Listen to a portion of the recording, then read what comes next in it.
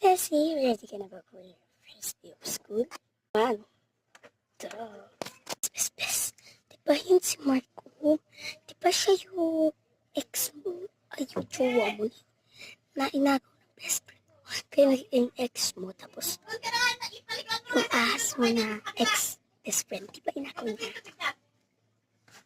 Nga, Bessie, ayun o. Yung lalaki na yun, na inagaw niya. Ang liit talaga ng mundo. Nagkita pa kami. Parang plana, Bes.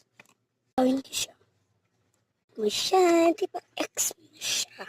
Sorry, namali ako ng bigkas. Ano pong pwedeng gawin? Para sa mga aas na best friend. Alam ko na best. Papatayin na lang natin siya. Papatayin eh. Grabe naman yung patay. Baka maikulong pa ako. Si Marco, yung best friend natin na bakla. Boyfriend.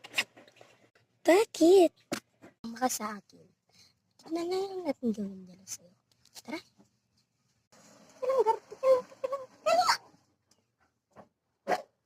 Basta sumama ka na lang. Di ka na. Di ka na. Excuse me. Oh my God. Dito na tayo. Hindi na tayo makikita dito. Tinala mo ko rito. Kasi, bakit ka nang bakit? Basta para sa'yo to. Huwag mo nang alahanin. Ako, magpapanggap na lang akong lalaki. Tapos, ano bang pwede? Pwede mo akong mag-tsuwa-tsuwa. Ha?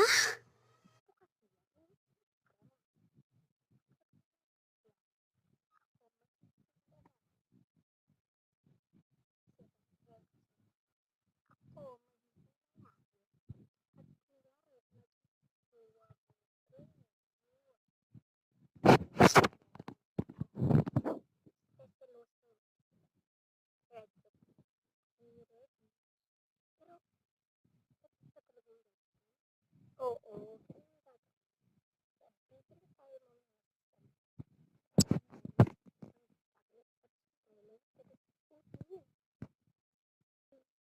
Okay na, pero ako na bibili. Parang di ka nasama. Babakita ko na lang yung bibili ko. Tapos magpapagupit ka na rin. Okay. Ano ka pwede kong bilihin? Ito pambaba. Hanap ko na.